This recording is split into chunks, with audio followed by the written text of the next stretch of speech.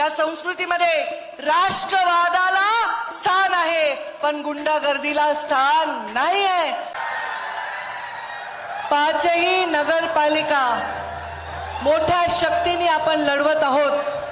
त्यामध्येच बीड नगरपालिकेच्या आपल्या सुविद्य उमेदवार डॉक्टर ज्योती घुमरे, तसेच गेवराईच्या उमेदवार गीताताई पवार, माजलगावचे उमेदवार डॉक्टर संध्या मेंढके आणि धारूरचे उमेदवार रामचंद्र निर्मळ यांचा विजय निश्चित करण्यासाठी आलेले आपल्या राज्याचे मुख्यमंत्री, अत्यंत कर्तृत्ववान आणि कष्टाळू असे मुख्यमंत्री आणि आपल्या बीड जिल्ह्याच्या विकासात ज्यांनी नेहमी आपल्याला योगदान दिलंय असे मुख्यमंत्री यांचं मी मनापासून स्वागत करत आहे.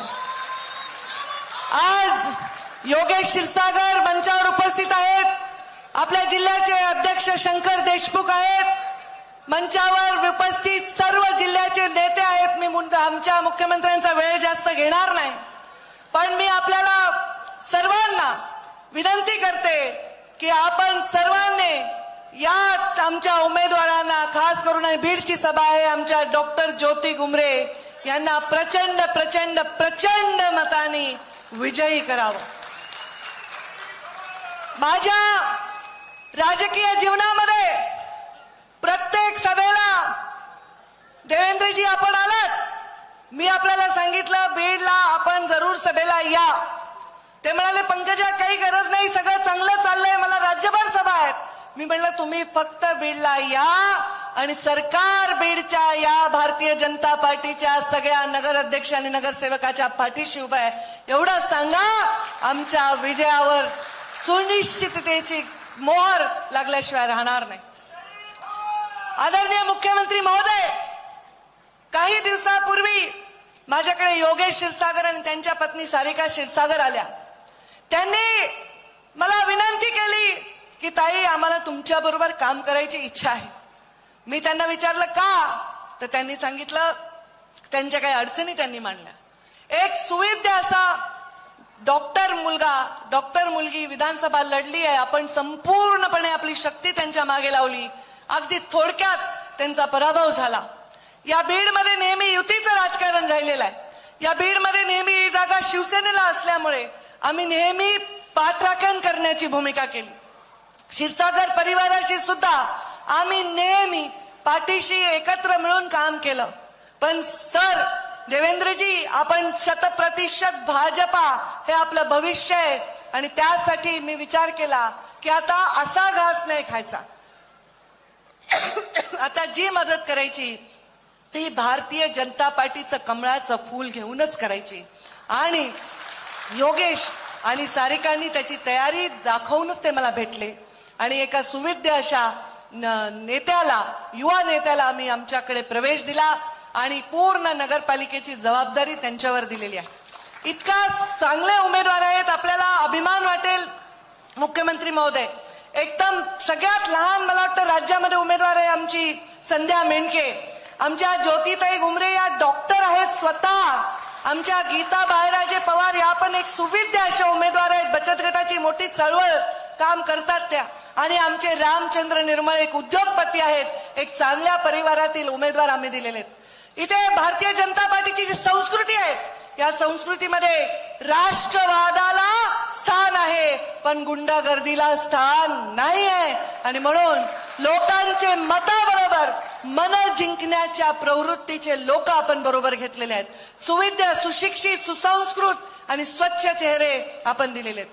मुख्यमंत्री महोदय, हा बीड जिल्हा हा मुंडे साहेबांचा जिल्हा आहे. मुंडे साहेबांनी भारतीय जनता पार्टीचं बीजारोपण या जिल्ह्यामध्ये केलेलं आहे. आणि मला त्यांनी एकच शिकवलं की पक्षाच्या हिताच्या निर्णयामध्ये स्वतःचं हित अडवं आलं नाही पाहिजे.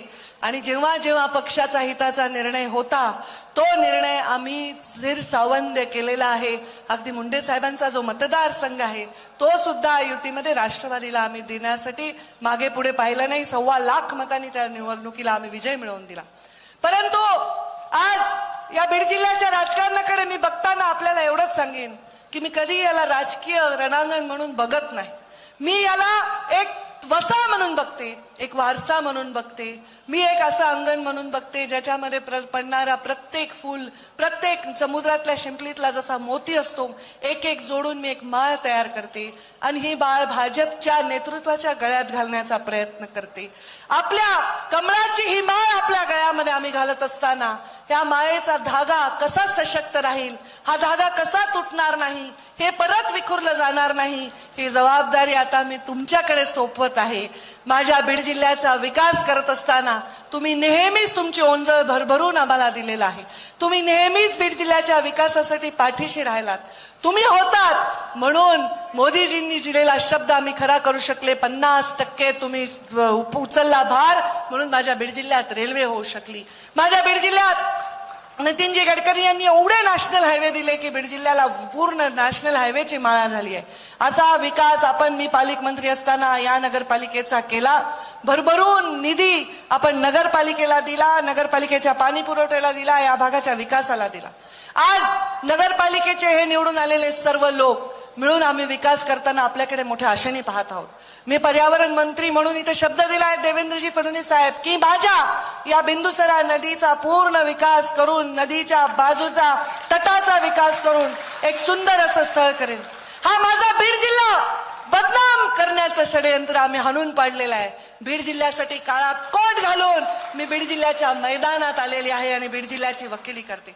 हा बीड जिल्हा इथे शनीचं शक्तीपीठ आहे, राक्षस भुवन आहे. बीडमध्ये अर्ध शक्तीपीठ आहे. इथे दत्त साक्षात भोजनासाठी आमच्या पंचाळेश्वरला येतात. इथे वैद्यनाथ मंदिर आमचं ज्योतिर्लिंग आहे आणि आपला क्षीरसागरांना पावलेला गणपती, काय आपलं नाव, राजुरीचा गणपती आहे.